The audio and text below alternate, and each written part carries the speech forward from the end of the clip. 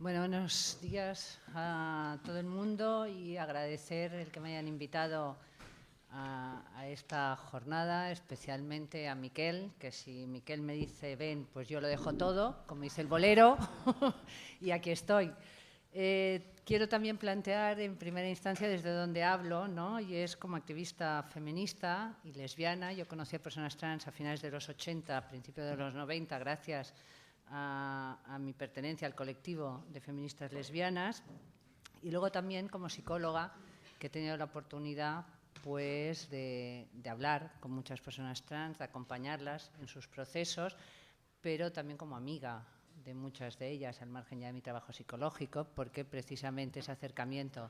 en tanto que feminista lesbiana, pues me ayudó a poder tener conversaciones que luego vi que era difícil que eso se reprodujera en la terapia, ese nivel, ¿no?, de confianza y de veracidad, ¿no? Porque las terapias que se hacen con las personas trans están muy condicionadas por el papel que hoy se nos otorga por la ley en el proceso de las personas trans, que es un papel de jueces, de control, de evaluador, de si esa persona puede o no puede entrar en todo el proceso. Entonces, dicho esto, pues entro directamente ya a lo que venía a plantear. Yo no voy a hablar de cosas que ya se han dicho en esa primera magnífica mesa, que por cierto comentábamos Silvia y yo, que han planteado un listón que no sé si llegaremos, pero al menos vamos a intentarlo. Entonces no voy a repetir cosas que ya se han dicho. Partimos de que hoy la perspectiva patologizadora es la perspectiva dominante en todo lo que es el área de salud y los aspectos sanitarios. Creo que es dominante incluso, y a pesar de que el Gobierno a una pregunta de Izquierda Unida hace 2 años contestó que le parecía muy bien despatologizar la transexualidad y que la transexualidad no podía ser considerada una enfermedad, pero es cierto que posteriormente elaboró la Ley de Identidad de Género, aprobada el 15 de marzo del 2007, donde es necesario un diagnóstico psicológico y 2 años de hormonación para poder cambiar el nombre y el género legalmente, ¿no? El diagnóstico para mí es uno de los elementos patologizantes o un elemento que responde a esa perspectiva patologizadora. Yo creo que el plantearse la despatologización, ¿no? Bueno, la perspectiva patologizadora, desde mi punto de vista, lo que implica siempre es que ante cualquier demanda de tratamiento hormonal o quirúrgico, las personas trans tienen que pasar obligatoriamente por el psicólogo o por el psiquiatra para ser evaluadas y diagnosticadas, por lo tanto, y eso es lo que da, digamos, esto de salida, ¿no?, para poder acceder a todo esto. Creo que esta concepción implica un fuerte recorte a la capacidad de decisión y autonomía de las personas trans, que se ven sometidas muchas veces a la arbitrariedad de los profesionales, una arbitrariedad que responde a muchos de los prejuicios que estos tienen sobre los géneros, y eso es lo que está sucediendo hoy en algunas UTICs de este Estado. UTICs son las unidades de identidad de género que hay en la sanidad pública, y que se obliga a las personas, ¿no?, pues o se les niega, mejor dicho, o se les obliga a pasar la experiencia de vida real, una experiencia que yo creo que un test se llamaba antes, ahora se llama experiencia, pero una experiencia que es a veces más que discutible los criterios y la arbitrariedad con la que se está aplicando, porque no hay ningún tipo de criterio que pueda demostrar quién es más o menos masculino o femenino, y entonces al final se aplican los criterios más carcas y más tópicos existentes sobre la masculinidad y la feminidad, teniendo así a cantidad de gente atascada en esas primeras fases, pues simplemente si son mujeres transexuales, pues simplemente porque no se ponen tacones o no se ponen minifalda o no van suficientemente maquilladas. Esto nos ha pasado, hay de hecho una protesta ante el Defensor del Pueblo porque nos ha pasado en la Unidad de Género de Madrid. Entonces, esta perspectiva yo creo que evidentemente es la dominante, y creo que la despatologización trans plantea toda una serie de cuestiones que es muy importante. Yo voy a enumerarlas porque creo que hay algunas cuestiones a nivel teórico y luego algunas cuestiones a nivel práctico. Voy a enumerar las cuestiones teóricas, no me voy a enrollar sobre ellas porque si no me daría tiempo de acabar la intervención y me voy a meter en las cuestiones prácticas. Yo creo que desde el punto de vista teórico, y creo que esto es importante porque si queremos que realmente sea una buena atención a las personas trans, la primera cuestión será que los profesionales que atienden a estas personas se enfrenten a sus propios prejuicios. Punto número 1. Segunda cuestión, que se revisen las teorías al uso sobre cuestiones básicas. Una, correspondencia necesaria entre sexo y género, es una de las cuestiones que hay que revisar en las teorías clásicas. La otra cuestión que hay que revisar es que solo existen dos géneros, solamente se puede ser hombre o mujer y hay como una especie, ¿no?, de separación rígida entre el uno y el otro y por lo tanto nadie puede estar en medio de esas dos categorías, tienes que estar en la una o en la otra, lo que normalmente en la jerga nuestra hablamos del binarismo famoso de géneros, pero ¿qué es eso? Es otra de las cuestiones teóricas que se tienen que revisar en las universidades porque hoy por hoy se sigue partiendo de eso. Una tercera cuestión que a mí también me parece importante es la idea de si existen solo dos sexos biológicos, es decir, es la total invisibilidad que se da de las personas intersexuales, que realmente hoy ninguna persona sale del paritorio sin haber sido adscrita a un sexo biológico, y esa es una norma de obligado cumplimiento, con las consecuentes intervenciones cuando la criatura está recién nacida, sobre su cuerpo, intervenciones que luego se ha demostrado que a veces provocan más problemas que los que realmente solventan. Esta es la tercera cuestión que creo que habría que revisar en la literatura clásica. Y la cuarta cuestión, que tampoco me voy a enrollar sobre ella, pero que creo que es muy importante también que se revise, son los entrecruzamientos o la relación que hay entre género y práctica sexual, ¿no? Creo que se sigue presuponiendo que, como dice Gerard en su libro, que identificación y deseo son dos cosas contrapuestas. Creo que precisamente las personas trans, pero también algunas personas homosexuales y muchas personas en general que no son catalogables, ¿no?, demuestran que esto no es así, que esos dos procesos no necesariamente son contradictorios y que el objeto de identificación no tiene por qué ser diferente al objeto de deseo, pero en las teorías clásicas eso sigue siendo así y eso es lo que se nos enseña en las universidades. Creo que estos 4 puntos es fundamental que se revisen desde el punto de vista de la teoría para que realmente pueda haber una buena atención, acompañamiento, etcétera, a las personas trans. Por otro lado, en cuanto al papel de los profesionales de la salud mental en todo esto, creo que en primer lugar hay que acabar con la idea del diagnóstico. Creo que si partimos de una concepción no binaria de los géneros, es decir, si partimos de la concepción de que no solamente existen hombres y mujeres, sino que existe un desarrollo de la identidad de género donde hay un continuum entre lo masculino y lo femenino y que, por lo tanto, nos podemos colocar en diferentes lugares de ese continuum, creo que es muy importante el que no haya un diagnóstico porque no hay manera de diagnosticar la transexualidad. Incluso los defensores del binarismo lo aceptan y han tenido que reconocer que no existen instrumentos fiables que diagnostiquen si una persona es transexual o no, más allá de la experiencia de la vida real o el test de la vida real que, como decía antes, acarrea muchos problemas de subjetivismo y de prejuicios en la imposición que tiene este test. Yo no digo que el test de la vida real, y en todo caso luego lo desarrollamos más en el debate, sea una tontería, no sea necesario, pero creo que lo que no se puede es imponer como elemento diagnóstico. Creo que obviamente muchas veces es necesario hacer esa experiencia, pero no como una imposición diagnóstica. Esto lo que implica es que la decisión sobre el proceso de los cambios corporales creo que tiene que estar en manos de las personas trans.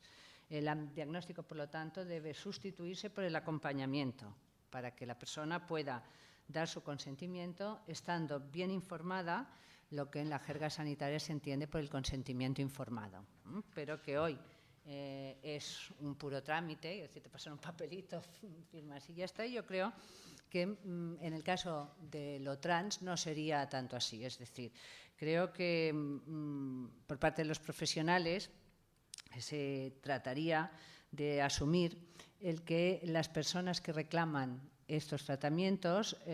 partir de la idea de que son sujetos activos, con capacidad de decisión por sí mismas, aunque evidentemente esta capacidad de decisión varía de unas personas a otras. Y creo que la función del profesional sería abrir perspectivas en este proceso. Es decir, normalmente las personas trans que acuden, ¿no?, a los profesionales acuden con la idea de que la transexualidad es un proceso que acaba necesariamente en la intervención de genitales como finalización del proceso, porque antes ya se ha dicho hasta la saciedad, ya no me voy a volver a enrollar. Yo creo que las concepciones dominantes sobre la transexualidad lo que hacen es considerar que esta es un tránsito para la adecuación nuevamente a los dos géneros binarios, y obviamente en esa adecuación es importante adecuar el cuerpo y sobre todo la genitalidad al género deseado. Entonces, bueno, yo creo que esto de que la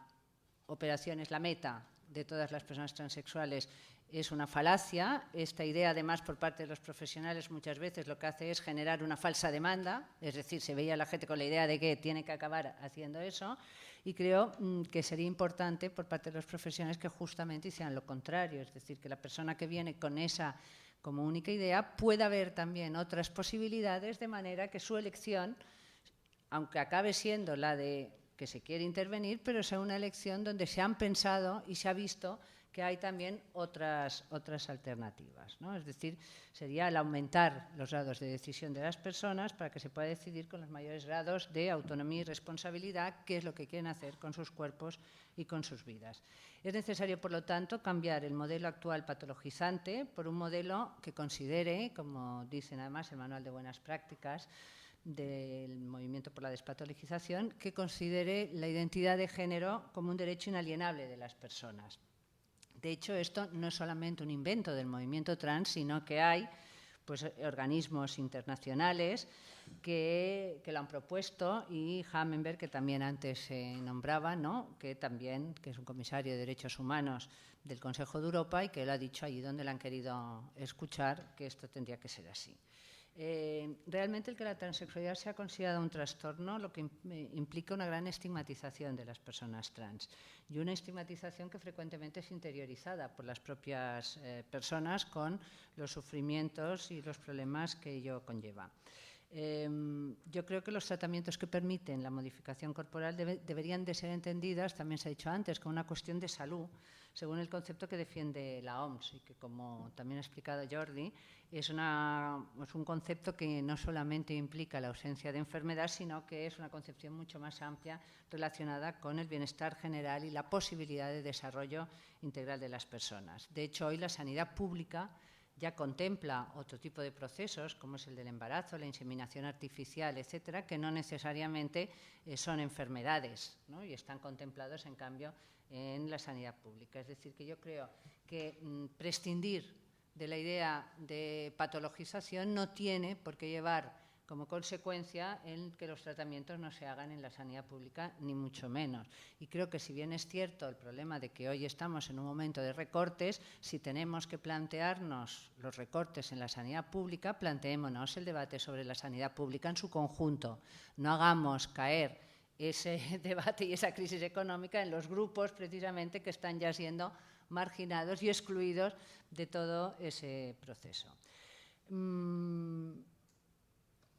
El proceso identitario en las personas transexuales. Bueno, la categoría transexual yo creo que es una categoría que pretende homogeneizar a todo un conjunto de personas que no se sienten conformes con los géneros establecidos socialmente. Pero si vamos a la realidad, y yo de eso es de lo que hablo, porque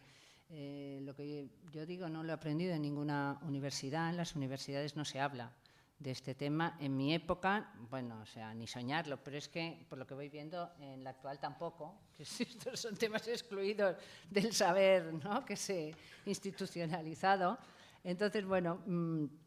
yo creo que lo que yo puedo decir es, por los años que llevo de contacto con las personas trans y de escucharles, ¿no?, aplicar más el oído que otras cosas. Entonces, yo lo que me he ido dando cuenta es que esa categoría que pretende uniformizar ese conjunto de personas, pues la verdad es que ahí hay mucha gente con motivos, y los motivos de esta disconformidad con los géneros son tan variados como las posibles soluciones. ¿Y qué quiero decir con esto? Pues con esto quiero decir que no siempre es necesaria la intervención de un profesional de la salud mental. También esto es un elemento que es importante. Y con eso no quiero decir que quien va a un psicólogo, a un loquero, como nos llaman, es porque está loco, trastornado. Yo creo que nuestra función también, en esa idea más amplia, ¿no?, del bienestar, tiene otras funciones que no no necesariamente la de tratar con patologías, pero es que aún así creo que hay que reconocer que dentro de la diversidad transexual o trans quiere decir que hay personas que sí que necesitarán la ayuda de los profesionales y otra gente que no necesita la ayuda de los profesionales.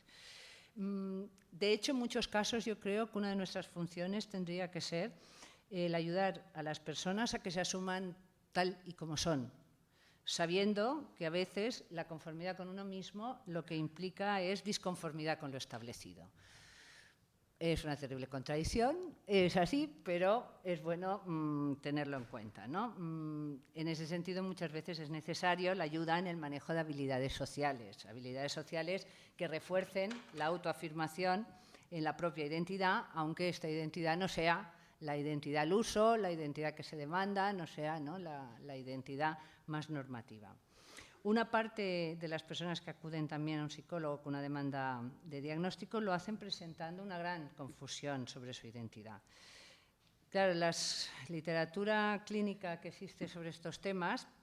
acostumbra a diferenciar muy claramente las categorías diagnósticas.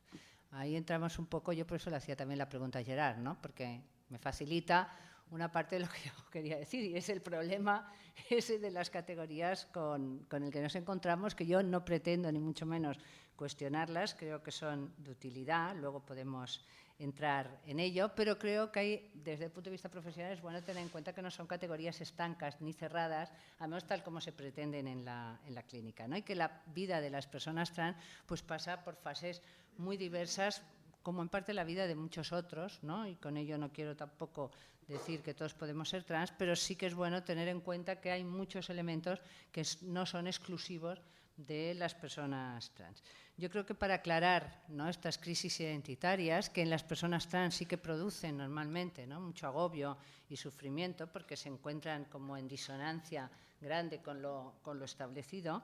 yo creo que para aclarar todo esto, desde mi punto de vista, es fundamental, y creo que esa es otra de las funciones del profesional de la salud mental que trata, ¿no?, desde una perspectiva no patologizante, es el que estas personas conecten con las redes sociales y con los grupos de gays, lesbis, bollos, trans, en fin, maricas, todo lo que queráis, ¿no?, los diferentes grupos de personas discriminadas por su género o su sexualidad, porque creo que suele ser, ¿no?, un elemento fundamental para reforzar los propios sentimientos, para salir del aislamiento, para saber que no estás solo en esta sociedad ni eres el único que sufre este tipo de cosas y, por lo tanto, para rebajar la angustia por sentirse diferentes. El otro asunto es que yo creo que muchas veces, cuando hay estas crisis, la resolución de los conflictos o del conflicto no está clara y, por lo tanto, creo que es importante que tengamos presente que este proceso no es un proceso con un principio y un final establecidos, sino que lo que es importante es que ayudemos a las personas a que dentro de toda esta gama encuentre cuál es el lugar en el que se siente cómoda y se siente tranquila, se siente sin angustia. Claro, para poder hacer esto es fundamental lo que decía al principio, es fundamental que los propios profesionales nos enfrentemos a nuestros prejuicios, nos